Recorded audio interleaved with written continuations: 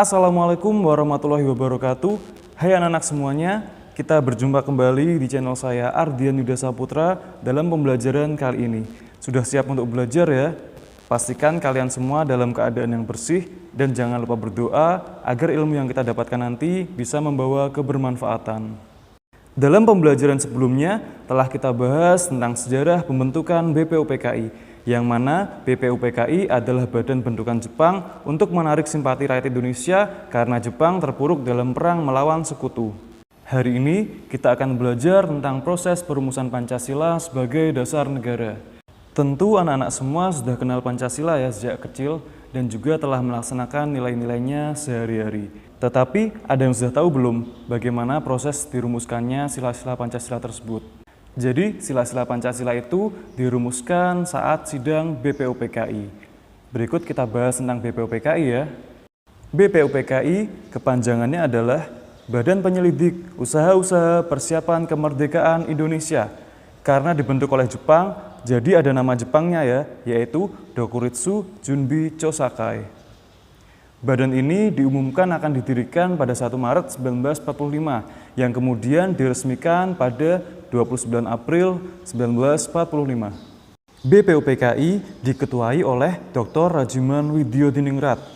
Kemudian wakilnya ada 2 orang, yaitu Raden Panji Suroso yang merupakan orang Indonesia dan Ichibangase Yoshio yang merupakan orang Jepang. BPUPKI beranggotakan 69 orang yang terdiri dari 62 orang Indonesia dan 7 orang Jepang. Tugas dari BPUPKI adalah mempelajari, menyelidiki, dan mempersiapkan segala hal yang diperlukan dalam usaha pembentukan negara Indonesia merdeka. BPUPKI mengadakan 2 sidang resmi dan 1 sidang tidak resmi. Sidang pertama dilaksanakan pada 29 Mei sampai 1 Juni 1945 dengan agenda merumuskan dasar negara. Sedangkan sidang kedua dilaksanakan pada 10 sampai 17 Juli 1945 dengan agenda merumuskan Undang-Undang Dasar. Pada materi kali ini, secara khusus akan dibahas mengenai sidang yang pertama. Sidang pertama BPUPKI ini dilaksanakan di Gedung Chuo Sangiin, yang sekarang namanya adalah Gedung Pancasila di Jakarta. Terdapat 3 tokoh intelektual bangsa yang menyampaikan gagasannya dalam sidang pertama ini. Yang pertama adalah Mr. Muhammad Yamin. Pada 29 Mei 1945, 5 dasar negara disampaikan Mr. Muhammad Yamin melalui pidatonya, yang diantaranya adalah sebagai berikut. 1. Peri kebangsaan. 2. Peri kemanusiaan. 3. Peri ketuhanan. 4. Peri kerakyatan. Dan 5. Kesejahteraan sosial. Selain itu, Mr. Muhammad Yamin juga menyampaikan usul secara tertulis, yang isinya adalah sebagai berikut. 1. Ketuhanan yang Maha Esa. 2. Kebangsaan Persatuan Indonesia. 3. Rasa kemanusiaan yang adil dan beradab. 4. Kerakyatan yang dipimpin oleh hikmat kebijaksanaan dalam permusyawaratan perwakilan. 5. Keadilan sosial bagi seluruh rakyat Indonesia. Ya, rumusan yang tertulis ini hampir mirip ya dengan Pancasila yang sekarang. Tokoh yang kedua adalah Mr. Supomo. Mr. Supomo mendapat kesempatan menyampaikan gagasannya pada 31 Mei 1945. Dalam kesempatannya tersebut, beliau menekankan perlunya Indonesia dibangun di atas kebersamaan seluruh bangsa Indonesia tanpa membedakan suku, ras, golongan, dan pemisah lainnya. Berikut usulan dasar negara menurut Mr. Supomo. 1. Persatuan. 2. Kekeluargaan. 3. Keseimbangan lahir dan batin. 4. Musyawarah. Dan 5. Keadilan rakyat. Selanjutnya yang ketiga adalah Insinyur Soekarno yang menyampaikan pendapatnya pada 1 Juni 1945. Beliau mengusulkan dasar negara Indonesia merdeka yang bunyinya sebagai berikut. 1. Kebangsaan Indonesia. 2. Internasionalisme atau peri kemanusiaan. 3. Mufakat atau demokrasi. 4. Kesejahteraan sosial. Dan 5. Ketuhanan yang berkebudayaan. Kemudian yang harus kalian ketahui bahwa Insinyur Soekarno menamai rumusannya tersebut dengan Pancasila atas petunjuk dari temannya seorang ahli bahasa, bukan Pancadharma, karena Pancadharma artinya 5 kewajiban, sedangkan Pancasila artinya 5 dasar. Di sini Insinyur Soekarno juga mengungkapkan tentang keistimewaan angka 5. Mari kita saksikan cuplikan berikut.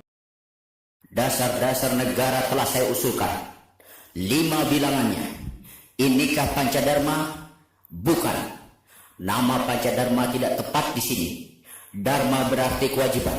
Sedangkan kita membicarakan dasar. Saya senang kepada simbolik. Simbolik angka pula. Rukun Islam 5 jumlahnya. Jari kita 5 setangan.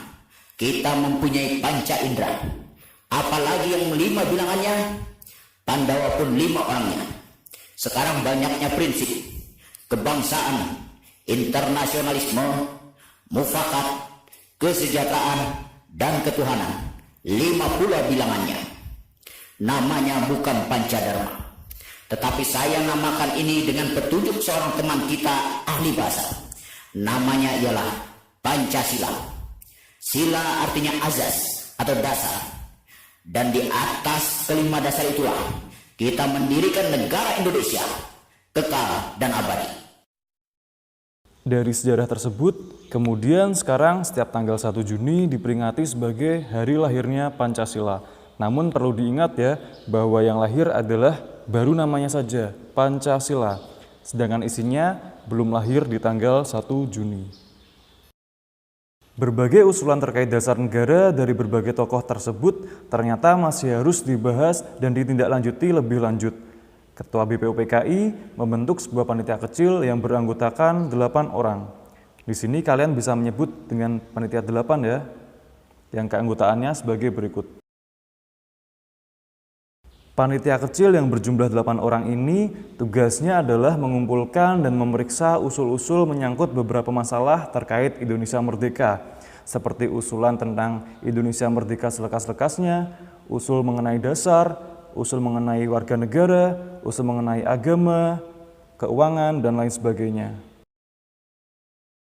Setelah itu, ternyata dibentuk lagi sebuah panitia kecil yang kali ini anggotanya berjumlah 9 orang. Yang kemudian kita kenal sebagai Panitia 9, yang anggotanya sebagai berikut. Insinyur Soekarno sebagai ketua, Muhammad Hatta, Muhammad Yamin, A.A. Maramis, dan Mr. Ahmad Subarjo yang merupakan golongan kebangsaan.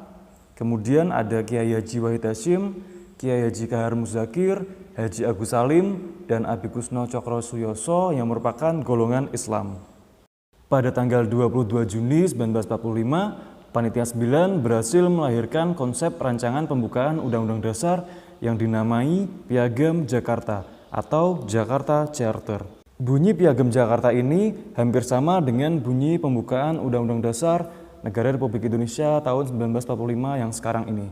Hanya saja di alinea keempat terdapat rumusan dasar negara yang bunyinya sebagai berikut. 1. Ketuhanan dengan kewajiban menjalankan syariat Islam bagi pemeluk-pemeluknya. 2. Kemanusiaan yang adil dan beradab. 3. Persatuan Indonesia.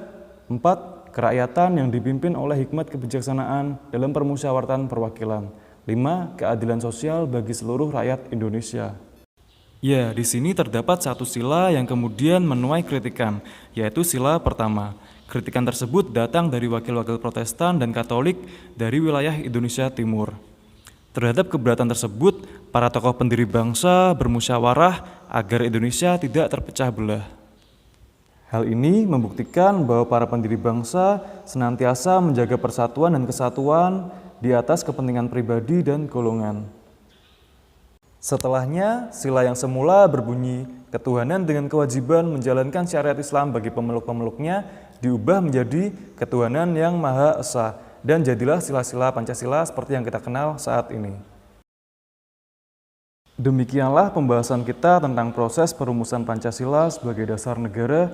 Di kesempatan berikutnya, kita akan bahas tentang proses penetapan Pancasila sebagai dasar negara. Sampai jumpa. Assalamualaikum warahmatullahi wabarakatuh.